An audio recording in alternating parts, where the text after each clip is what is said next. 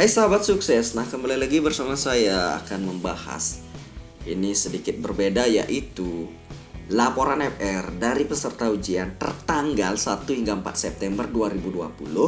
Namun karena banyaknya FR yang beredar, saya akan pilah-pilah lagi ya. Saya ambil yang saya bahas adalah ilmu pengetahuan alam materi profesional, soal dan pembahasan SKB PGSD. Oke, lanjut ke kisi-kisinya, saya tampilkan ya. Yang pertama adalah konversi besaran pokok ke satuan internasional. Lagi sebentar saya sajikan dalam bentuk indikator dan soal bahasnya. Oke, yang kedua adalah sifat zat berdasarkan wujudnya. Saya yakin semua udah bisa ini ya. Yang ketiga berkaitan tentang suhu. Ini pasti, nggak boleh nggak, ini pasti keluar. Entah dari Reaumur ke Celsius, Celsius ke Fahrenheit, atau Celsius ke Kelvin dan sebagainya. Itu harus dipahami betul. Selanjutnya adalah, ini agak berbeda, penerapan hukum Newton. Kita tahu hukum Newton ada 3, Newton 1, 2, dan 3. Nanti akan kita bahas berdasarkan kisi-kisi soalnya yang diberikan dari FR dari peserta yang sudah tes. Nanti kita belajar lewat soal itu dan pembahasan yang lengkap ya. Selanjutnya adalah energi kinetik kendaraan. Nah, berdasarkan energi kinetik, kalau kita tidak tahu, tidak bisa. Tapi kalau kita sempat belajar, pasti bisa. Selanjutnya adalah berkaitan tentang tekanan untuk di poin 6. Oke, bagaimana nanti ini sebenarnya mudah ya. Yang penting kita pernah belajar, itu aja kuncinya. Dan yang ketujuh adalah berkaitan tentang bunyi. Oke, langsung saja kita ke pembahasannya.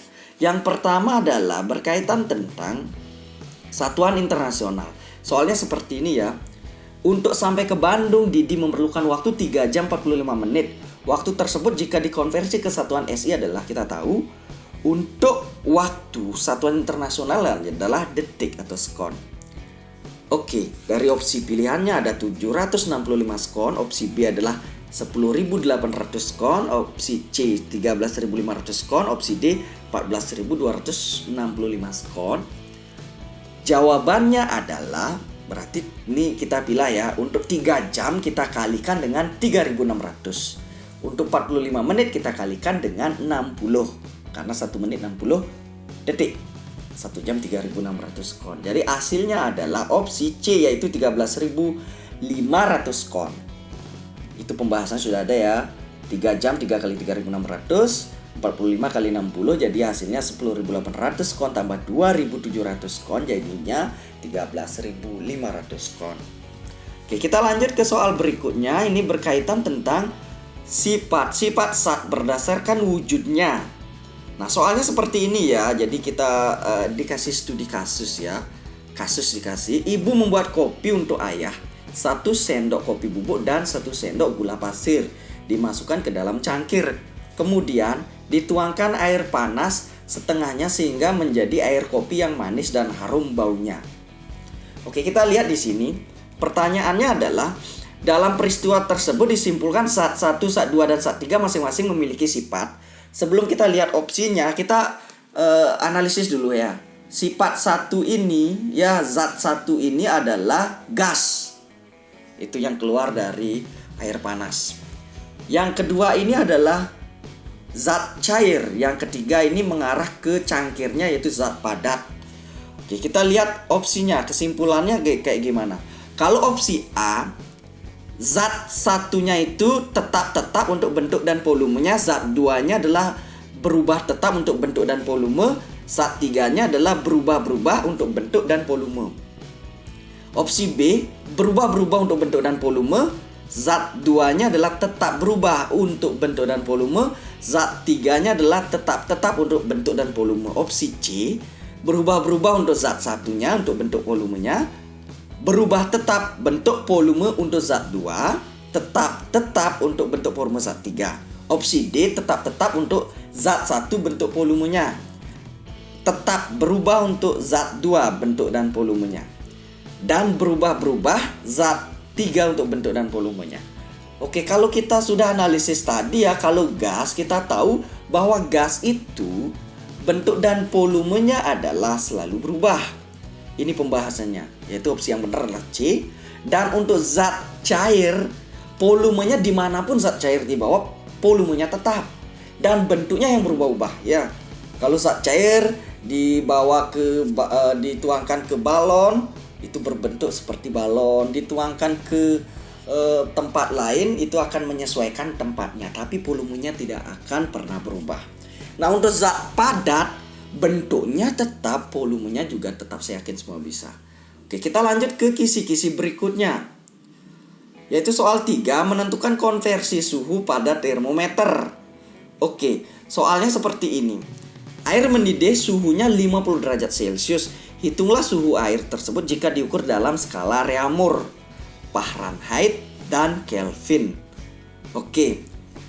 Untuk menjawab soal ini kita lihat untuk opsi A, Reaumurnya adalah 20, Fahrenheit-nya 45 derajat Fahrenheit, Kelvinnya adalah 298. Untuk opsi B 40, 122 dan 323. Dan opsi C 40, 135, 348. Opsi D 20 derajat, 122 derajat dan 298. Itu satuan untuk dari Reaumur, Fahrenheit, dan Kelvin. Oke, bagaimana sih untuk menyelesaikan ini? Nah, sebenarnya mudah sekali ya. Sebelum kita ke pembahasan, teman-teman harus paham betul perbandingannya itu dulu ya. Kalau perbandingan milik Reaumur itu adalah 4, untuk Celsius itu 5, untuk Fahrenheit itu untuk 9 ya. Oke, kita dari mencari Reaumur dari Celsius yang diketahui. Reaumur perbandingannya kan 4, berarti 4/5 kali 50, karena kita pakai yang diketahui adalah 50 derajat Celcius. Makanya di pembilang kita ambil 5. Jadi 4/5 kali 50 derajat, jadinya hasilnya 40 derajat Reaumur. Oke, nanti tinggal dihafalin aja ya bagaimana rekan-rekan cara menghafalnya. Untuk Fahrenheit itu kan perbandingannya 9, berarti 9/5 kali 50 derajat. Ingat, ditambahkan 32 derajat Fahrenheit. Ada penambahannya ya. Sama dengan 9/5 kali 50, coret-coret 5-nya, 9 kali 10 90 tambah 32, yaitu 122 derajat Fahrenheit. Untuk Kelvinnya mudah sekali ya, tinggal tambahkan aja dari Celsiusnya, tambahkan ke 273. Jadinya 323 Kelvin. Jadi opsi yang benar adalah opsi B. Oke, kita lanjut ke soal nomor 3. Nomor 4.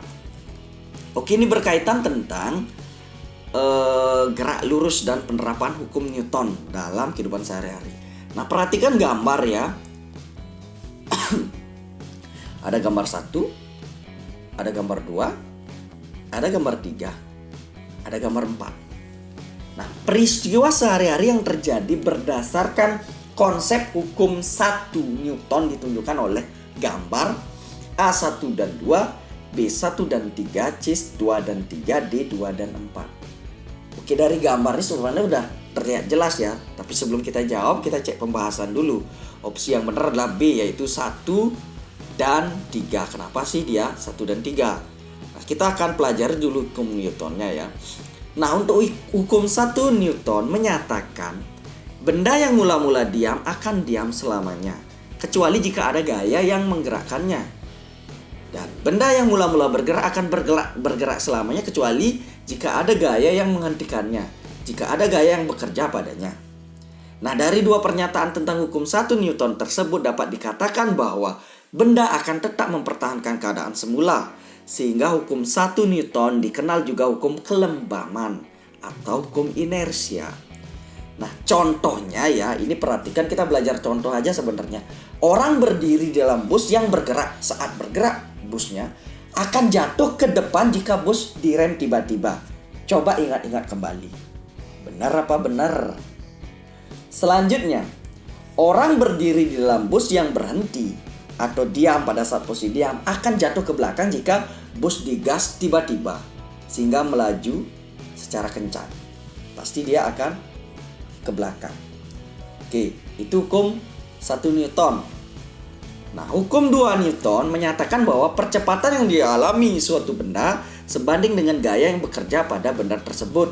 Berarti hukum 2 Newton adalah tentang percepatan, hukum satunya adalah kelembaman.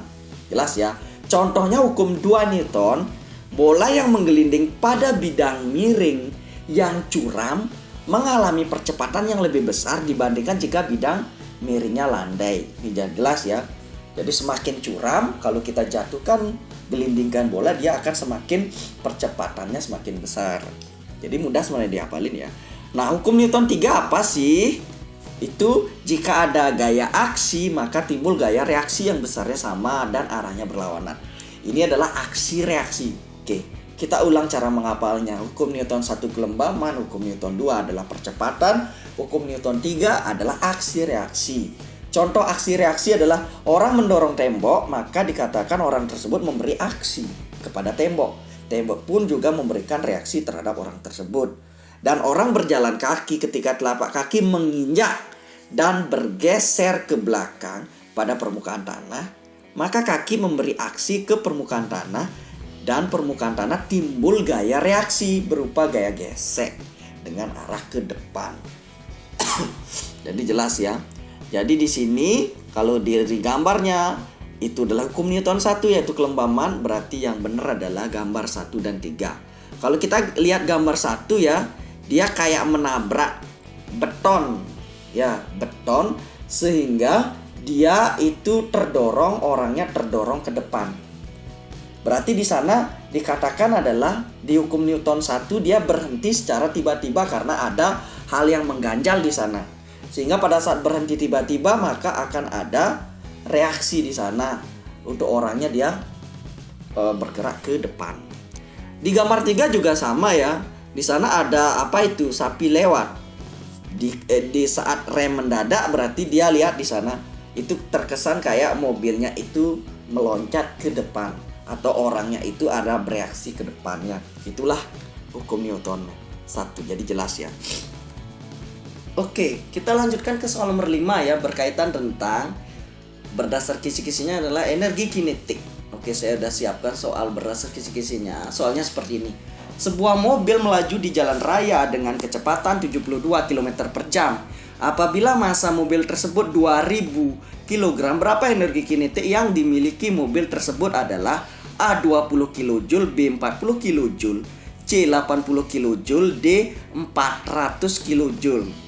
Nah, kita ketahui di sini ya, kalau kita jadiin satuan joule otomatis kecepatannya harus meter per sekon dulu. Nah, untuk massanya sudah dalam bentuk kilogram jadi aman. Jadi kita konversi dulu ya, kecepatannya jadiin meter per sekon. Caranya kayak gimana? Ya, biasa aja, yaitu kecepatan mobil 72 km per jam itu sama dengan 72.000, ingat kali 1000 ya, dari kilometer ke meter per 1 jam. 1 jam itu adalah 3.600 kon. Jadinya tinggal bagi biasa, jawabannya adalah 20 meter per sekon. Nah, untuk energi kinetik rumusnya perlu diingat bahwa setengah kali mv kuadrat. M ini menyatakan massa, V ini menyatakan kecepatan. Jadi kita langsung aja masukkan setengah kali 2000 kg kali 20 meter per sekon kuadrat. Hasilnya adalah setengah kali 2000 adalah 1000 kali 20 kuadrat adalah 400. Jadinya adalah 400.000 joule. Nah, karena dipilihannya dalam bentuk kilojoule, dari joule ke kilojoule tinggal bagi 1000, hasilnya adalah 400 kilojoule. Saya yakin semua bisa ya. Kita lanjut ke kisi-kisi berikutnya, yaitu berkaitan tentang tekanan. Soalnya seperti ini. Perhatikan gambar posisi balok yang diletakkan di atas lantai berikut. Tentukan tekanan pada dasar balok jika massa balok tersebut 300 kg. A 4.500, B 4.000, C 2.500, D 2.000. Oke, kembali lagi ya. Kita cek dulu apa sih rumus untuk tekanan. Nah, tekanan itu rumusnya adalah gaya per luas. Jadi luas alas ya. Jadi luas penampangnya. Otomatis kita cari dulu gayanya berapa sama luas penampang atau luas alasnya.